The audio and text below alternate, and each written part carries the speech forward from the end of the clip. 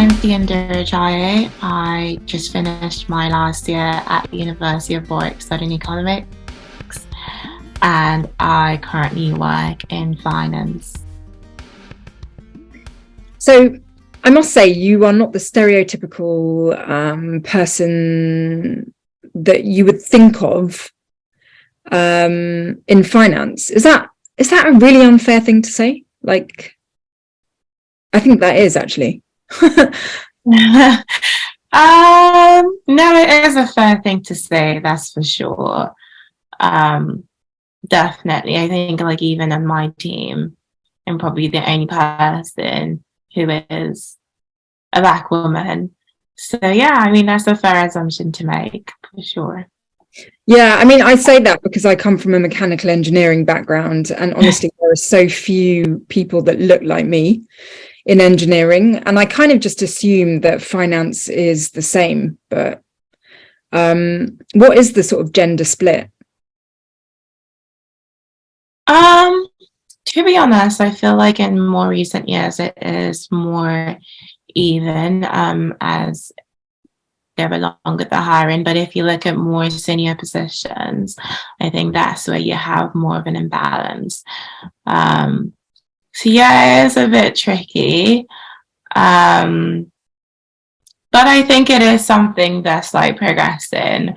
But at the same time, yeah, it'll be great to see more, I guess, women and more people of diverse backgrounds in finance in general. Yeah. So, to go into something like finance, I'm assuming you have to be really good at maths and economics, which is your area of expertise. Like, how has it been studying those subjects? Like, did they just come really naturally to you, or was banking something that you absolutely wanted to get into and you were just focused on that? Like, tell me your story. Yeah, for sure. I've always been okay at maths. Definitely not the best person. Not the worst either. I've always liked it. But I think what it is with finance, I think there's so many different roles. Some are super technical, some are require more, I guess, interpersonal skills, some require more creativity. It depends on what you're going into, really. You have the legal division, the middle office, back office, whatnot.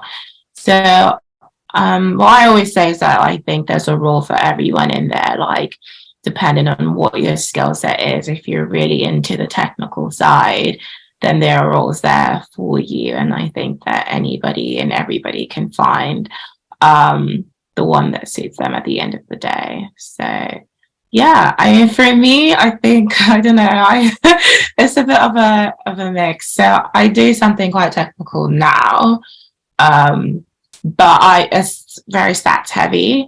So I've always liked stats. So that's the side of maths that I prefer, not so much the physics engineering side. So if that was what you were into, then you would, I guess, go into sort of maybe like structuring and whatnot. So yeah, it's just about finding what suits you and what fits you. And I'd say for me, it wasn't something I figured out like straight away as well, and probably still figuring out. But like, you do get the opportunity to rotate between different divisions, different teams, and find what works for you and what doesn't work for you.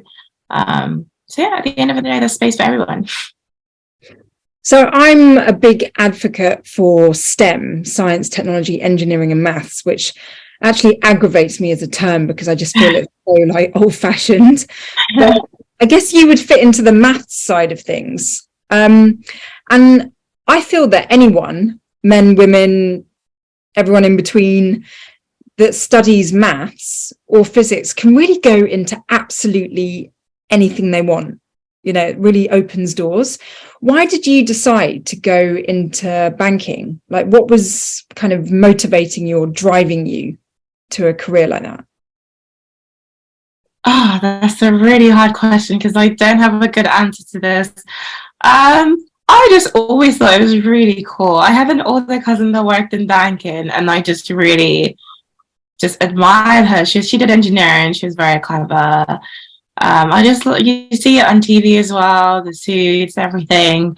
So yeah, I just always thought it was really cool from afar. The buildings are so glamorous and whatnot. And then it was about finding, okay, what in banking do I actually like? Because then when you start to go into the process, it's not just banking. There's so much inside banking, right? So many divisions, so many teams, which I didn't realize when you're just thinking, oh yeah, I just want to be in that building. So then I had to actually look for what I actually liked and what suited my skill set and personality, whatnot.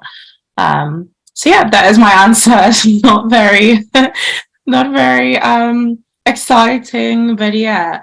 And I then you think it's said very something honest. I think yeah, that's the truth. very honest. Honestly, like a lot of the people that I studied with got really allured into banking because, you know, with their brains on my mechanical engineering course, you know, the money was just such a major attraction. Yeah. So I do appreciate your honesty of, like, you know, being a glamorous building, the suit, because I mean, let's face it, you know, if you're going to be doing something at least 8 hours a day, you want to be doing what floats your boat, kind of thing. So Yeah. why not? That's And how a lot of people want to go into suits because I'm going go into law because they want suits and it just looks so enticing, and then everyone says they want to be a lawyer and whatnot. But you said something about how like a lot of people with technical backgrounds straight away go for finance, which is really interesting because I think that's like the stereotype and that's what people think. But actually, I don't know if it's just like the teams I've rotated in and whatnot. But actually, even in my analyst training class, people came from very, very diverse subjects. So, like, a lot of people did like history or classics or Chinese or I don't know, all sorts of things that you don't really think about. So you kind of think everyone does STEM, but actually, there there's quite a few backgrounds in there, which was surprising to me because I thought, okay, I'm going to do econ, so I can go into finance. But actually, you don't need to do that. At the end of the day, just do what you really like, and yeah, it doesn't really like matter too much in the long run, I guess. yeah, I mean, do you regret doing STEM? Because sometimes when I look at my own qualifications, I mean, my doctorate was really, really hard. And when I look back, I'm just like, why did I do that to myself? You know, Yeah. but it was really interesting. It's just sometimes, you know, if you're motivated by certain things and you choose a hard route, it's like, why do we do that, kind of thing? Yeah, and then someone just does what they like and they end up in the same place as you. Yeah, Maybe exactly. even better. Yeah, so yeah, I don't know. I didn't really like econ that much. It's okay. I liked econ as a concept, so I liked it a lot in sixth form, but I think maybe having to do it for uni really took the fun out of it. But my mom studied medicine as well, so she was always very intentional about not just doing things because people say you should. Because she was really clever, so everyone said, "Okay, you have to do medicine, right?" And she never practiced. So for her, it was like, I wish I did something else with that. So she really, I think, otherwise I'd have probably gone into engineering or medicine as well, just for the sake of. But she was really like, what were you actually interested in, right? So I actually really enjoyed econ in sixth form, not so much in uni, and that's why I went into it. Yeah. So I originally spotted you because you run a charity. So do you want to tell me a bit about what that charity does? Yeah. So essentially, the whole idea behind it was to raise funds for girls in Nigeria in secondary school to go into university. Prior to university, so from secondary school down, education is more or less free, accessible enough. So where the challenge really comes is university. But what happens is that along the line, because people know that this is not an end goal for them, this is something they might never be able to reach. You start to see a lot of the motivation throughout the years anyway. So especially in rural areas, it'll be that the boys are performing a lot better than the girls, because the girls already know that after the stage that they're going to be pulled to do, I don't know, various domestic tasks, or maybe learn to go into hairdressing or tailoring or whatnot, which sometimes it might be what they want to do. But if you want to do something else, or go into STEM, for example, why should you be, I guess, denied the opportunity just because you don't have the funds to, I don't know, access university like the way we do in the UK? You have student loan, whatnot. So that was really the idea behind it. Also, I think what I really wanted was a trickle down. So like to get that motivation going from a young age, knowing that there would be an opportunity for you to then go into university later on. So, you know, keep that ambition, passion alive throughout the years. So yeah, that's essentially the idea behind the charity. And why was it important for you to start something so wonderful? Thank you. I think growing up in Nigeria is a very patriarchal society. You look around you everywhere, everything is run by men, really. I think maybe you have the odd woman every now and then in there somewhere, but really it's very, very run by men. And I feel like women are very easily pushed into the background in terms of their opinions, their ideas, mindset, whatever, or I don't know, around, it revolves around men. So, and this is something that I guess, I don't know, annoys me being a woman, like knowing that my voice might not be heard sometimes, might not be heard in some places. So it's really about getting that voice out there, or getting women to be able to have their voice out there and giving them more equal opportunities. If they're just as educated as men, they have the same degrees, whatnot, then that gives them less of a reason to be dismissed, pushed down into the background and whatnot. So yeah, essentially it's just really trying to amplify voices of women, I guess. And yeah, that was really the idea behind it.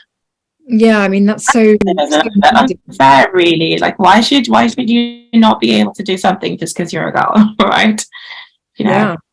But it's interesting because, I mean, I'm not saying this is right. This is absolutely not right. But the idea that you've worked really hard, you're now in a great job, which I can't even imagine how competitive it must have been to get where you are today. You know, someone could just stop. Not stop, but like, you know, someone could just say, okay, well, I've made it, kind of thing. Now I just have to work hard at my career. But the idea that you're thinking of other women and other girls and trying to give them opportunities is so amazing. What's the name of your charity, just in case anyone listening wants to? It's called Osmosis. That actually, I don't really refer to it by its name because it's just a project that I worked on this one time. But actually, I think this is something that got a lot of positive feedback. It was really, really inspiring even to me to see the reactions of the people who won the scholarships. And I don't think you realize how much of an impact you're having until you actually see it realized. So yeah, that was really inspiring. So it's definitely something we're trying to do on a larger scale, and maybe even in other countries as well, because we've had people reach out from there. But initially it was just a one-off initiative. I had a bit of free time and I thought I've always wanted to, I guess, give back to women in Nigeria. And all around the world, really, wherever women need help. So I just did this one-off thing, and this was while I lived in Paris, and I had a lot of free time, basically. So maybe it's something that hopefully will continue to grow, and we'll do more of next year. So that name one more time. Anastomosis. Okay. Oh, it's a medical term. My mom always said when I started a business to call it this, and it essentially means the link and I'm probably saying this wrong. I don't know. I'm not exactly sure, but it means a link in a, it's a tube that links one thing to another, right? A very vital tool in the body somewhere that links something to the other thing. So essentially that's the logic behind it. So connecting one thing to another is quite important for survival, I guess. So yeah. So awesome that your mum has an influence, because she sounds like she really had the seeds in her for being an empowered woman, regardless of, you know, whether she used her qualifications or not. Like, just a woman getting an education, I think, is already a giant step towards empowerment. Yeah. So yeah, listening to you really, and maybe it's very topical for me at the moment, but you're really sort of highlighting the importance of mentorship.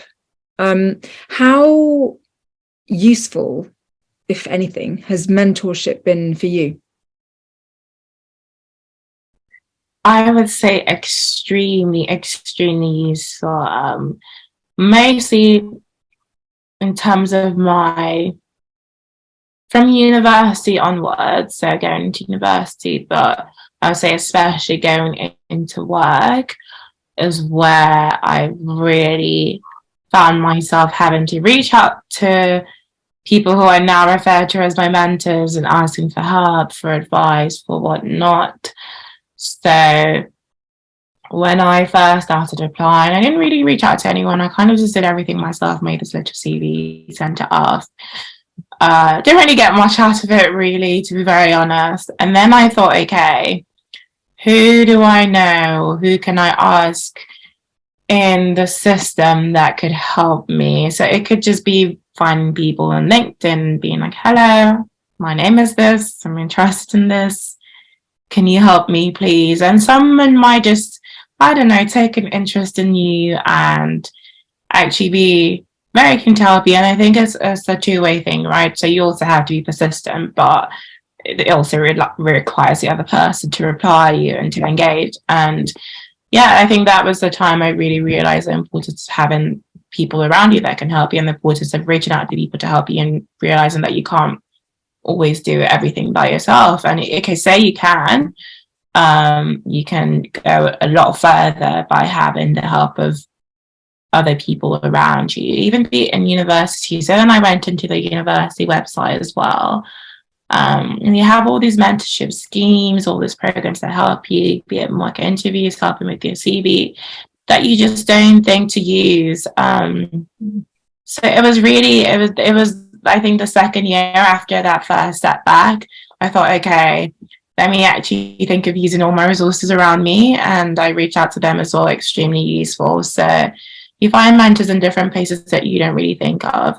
And sometimes you think you don't need them, but actually you can achieve so much more with the help of people who've probably been through what you've been through, or maybe even not, but are just empathetic towards your situation, or just want to see you go further in life. So I think that is something that's been definitely very vital for me personally, and I think is something very important to everybody.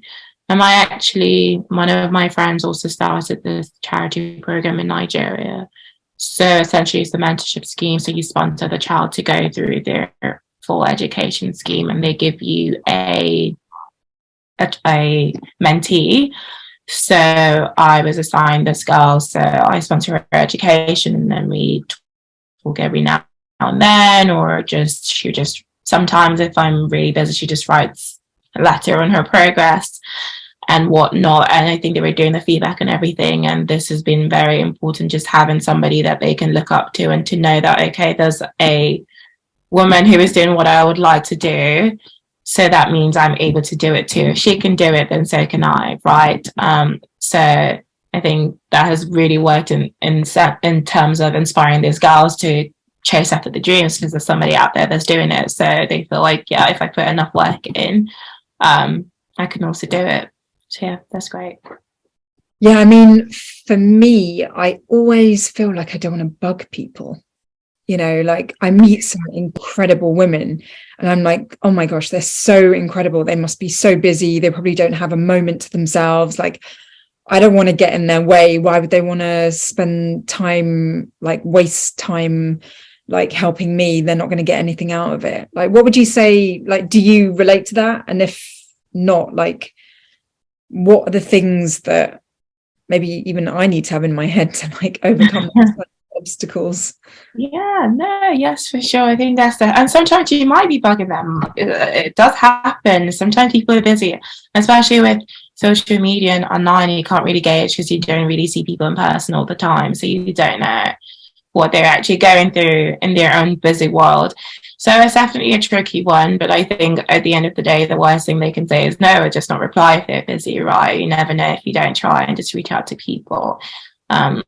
I did this panel recently in my office for girls going into sixth form, and yeah, after it, I had a lot of people messaging asking for help, whatnot, and I mean, I just replied randomly. So some people I replied, and some people I didn't reply, just based on like I was on the train. I thought, okay, so I don't know. You just never know, like.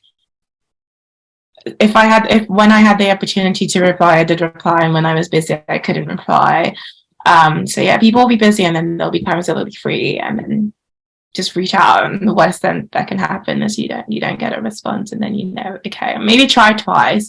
I think the limit is 3. After the 3rd time, you're probably pushing it. If you don't hear anything back, then yeah, find another person or another. What is really good is going for events as well. So having that first in-person connection, and you've met them and you've had a relationship in person, so they remember you instantly and they go, okay, that person.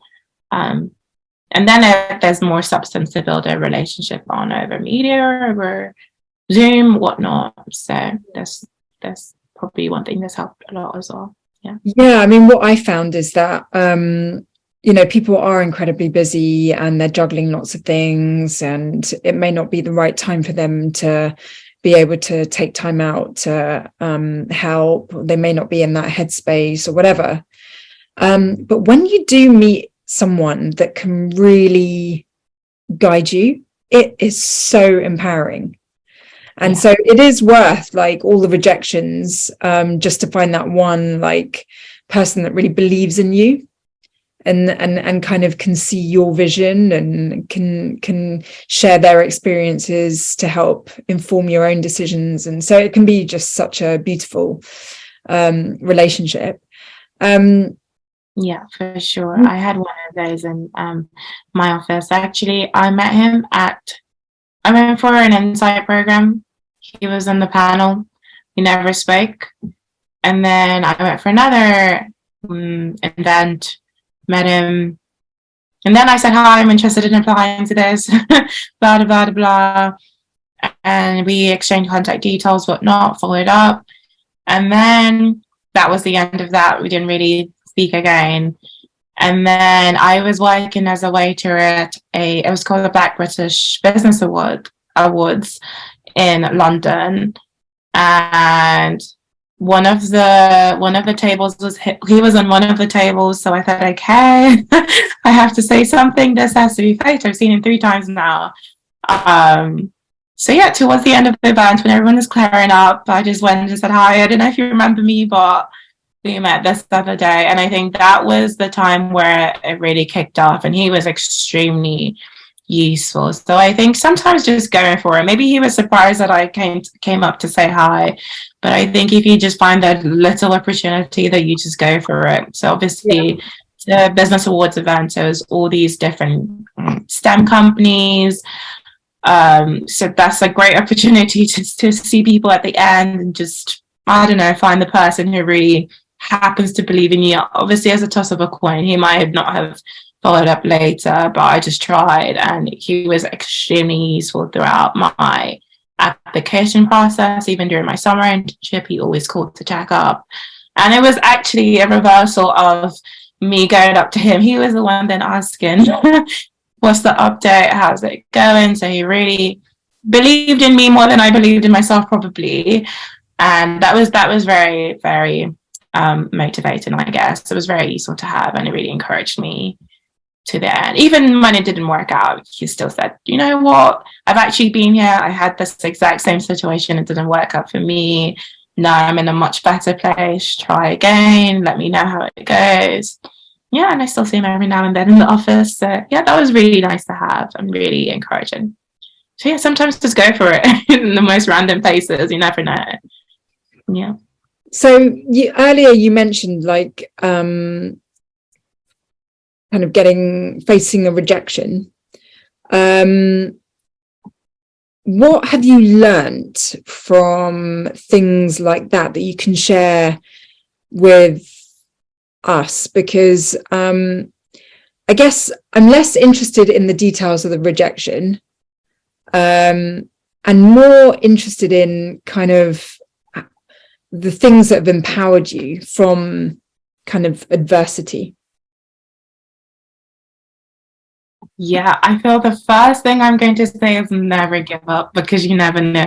And I had actually given up already, to be honest. I did my spring week after several rejections. I got this one, and even when I got called to be told I got the offer, I was already thinking, yeah, I was already upset. I had a long day in uni, and then I got this call. And I thought, okay, more bad news. You know, when you have one of those bad days and it's just going to continue going like that. So I thought, more bad news, just get it over and done with. And then she told me, oh, you've got this ring offer, very surprising. So I did that. And then you have a conversion process at the end. Didn't get that. Thought, okay, well, banking is clearly not for me. I've tried. I will try something else, maybe consulting. And then my cousin was like, oh, like, you know, just try one more time. You know, you never know. And I thought, okay, I'll just try, but I'll try consulting as well, right? And just put my CV in there. So this time is then when I said, okay, let me actually ask people for help this time rather than just do it myself. So there wasn't anything I had changed from my first CV to my second CV.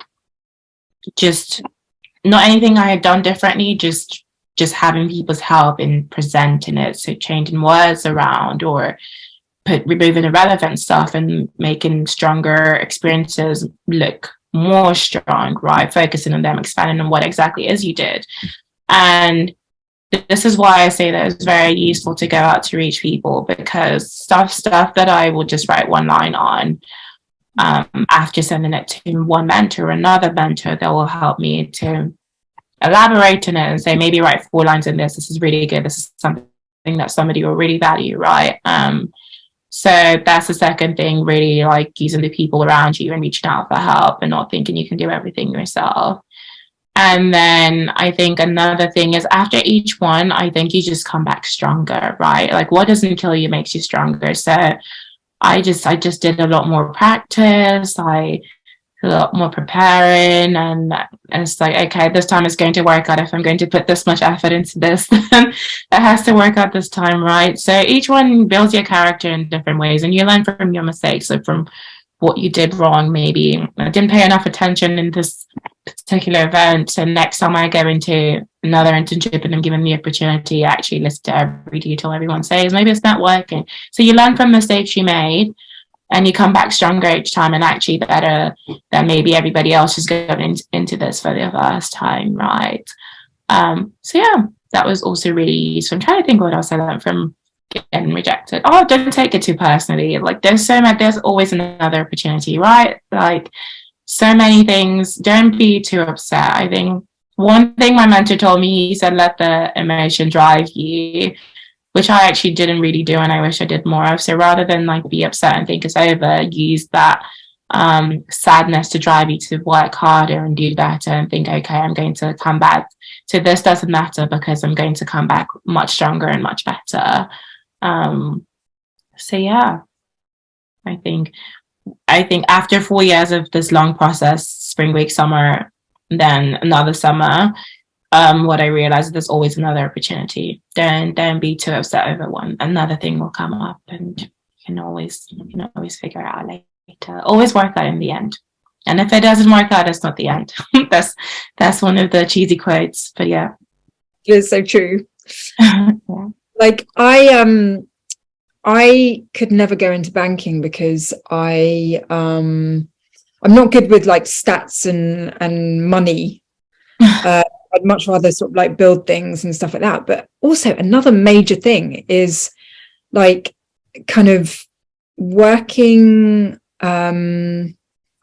with people that are like really sort of like fast paced and kind of like, I don't know, I think of Wolf on Wall Street. And it's just so like, Yeah. yes, it's super glamorous but it's so like competitive and cutthroat, and like you have to have such a thick skin. And I mean, basically for any industry, but for some reason banking just really, I find it really, really intimidating. Is this the reality? And if so, how have you coped with that? So it can be. It depends. It depends on the division. I've definitely in some places that are very intimidating, overwhelming, but the people who do that love it and they have the personality for it. That's why I say you move around until you find what fits you. I think especially if you're on the trading side, that's definitely the nature of it, right? It's very loud, very quick, very people talk really, really fast and just moving at 1,000 miles an hour. And that's what some people find really exciting, and they couldn't imagine their jobs without that. And then you go to some other sides that's more quiet, more calm, more slow paced. So it actually really varies. Obviously, that's the one you see a lot of on TV because it's the really energetic side, right? So, but there's so many other divisions and so many other teams that do a lot of other different things. So, if that's not for you, you'll find another one for you, for sure. Okay, so peeling the layers of the onion, that's layer one. What about the layer of being a woman of color in a very, very male dominated industry? Like, what kind of thick skin do you need, if anything, to survive? The first thing I always say, or I don't know, maybe it's something I just do anyway, so I say, is don't think of yourself as any less in the first place for being a woman of color or for being a woman in general. Because once you start to have that mindset, it starts to manifest in the way you work, right? So think of yourself as I am Fiyin. These are the qualities that I bring to this team, to this company. And I believe I am of value, not because of my skin color, not because I'm a woman, but because I do XYZ or I have XYZ. And that's really how I think about it. And I don't think, oh, yeah, I'm any worse than anyone because I'm a woman, or I'm any better than anyone because I'm a woman. I'm what I have to offer, right? And what I bring to the team. So that's how I think of it. And once you start thinking that way, you're not really going to feel held back because my gender, my race doesn't define my abilities. And I mean, I'm sure there are probably people with underlying bias, perhaps, like who think, oh, she probably can't do this because she's a woman, but you just have to prove yourself right. And by the say, maybe if somebody thinks that and they've given you the task anyways, then you do a really good job, and then whatever bias they had in their minds would be cleared. So I think it starts with how you see yourself, and it's as true as possible. People might see you a different way, but you kind of just tune them out and do what you have to do, really, and do the job you came to do and try and give it your best and give it your all. And trying to think of that. Yeah. Because then it will start to affect everything you're doing. Right. Yeah. And you might do things people say the wrong way because you're thinking this probably came from the wrong place, if that's something that's always on your mind. You start to see through that lens. Yeah, exactly. And sometimes you might be right, but you also might be wrong, but you're just tunnel visioned in that way. But that's such an important and significant message, because it's something that I've really seen in all the highly empowered women that I have spoken to, which is that they just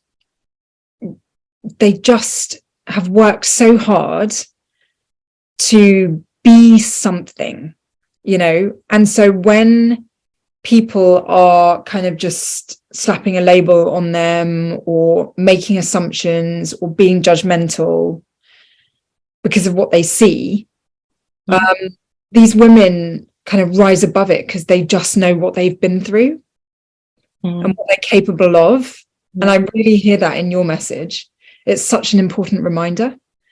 Yeah, I mean, you know, so you're doing it, you're in your career, you've been through ups and downs and everything. Would you recommend it to other women? Yeah, for sure. Like if there's something that you feel like you're passionate about, something that inspires you, absolutely 1000%, why not? And even if you go into it and you find that it's not the one for you, then you can always move around, I guess. But I think definitely, and I also say, like, if you feel maybe you don't immediately have or feel like you have, because there's also imposter syndrome and you're not always right in thinking that you don't have something, but maybe you feel like, I don't know, I'm not this technical, or I'm not this good at public speaking, or I don't know, whatever it is you feel like you don't have, is something that definitely can always come with practice and time and just hard work. And at the end of the day, you can even end up better than someone who hasn't actually, just because you've practiced a lot in like areas that were not so much your strengths, right? So I think even if you're passionate enough about it and you feel like you don't have the skills straight away, like you can, it's definitely something you can develop. And I think that's what banks even try to do a lot more of now. Like you can always be trained in the job as long as you're passionate about it and something that you find interesting, you can figure the rest out. And the way it's probably what I'm doing right now. So yeah, so in my role there's a lot of, it's very technical, very, very technical. And I think traditionally you'd have done some exams, finance masters, whatnot, whereas I just did econ and I left uni. All my team, they have a master's and everything, and I'm just there kind of figuring it out on the way. And you know, now you have this apprentice programs as well that don't even require you to go into uni, because at the end of the day you learn everything there, and they're really talented people and they're really good at what they do, just by learning from watching other people and being really keen, asking questions. So yeah, can always figure it out eventually. Yeah, I get the impression from you that you are following your heart, like you're following your gut instinct about what feels right. You're really sort of open to learning. So I really hear that humility. But I also hear someone that really wants to do something with her skills and her talent and her capabilities that allows her to have a really good life. So it's amazing to meet you. And, you know, all throughout, I've just got this thing in my head of like, you can't be it if you can't see it. And I'm like seeing someone who's just doing something for herself, you know, and using her experiences and her kind of accomplishments to help other women as well. So your story is so inspiring. Lovely to meet you, and thank you nice to meet you as well for sharing your wisdom.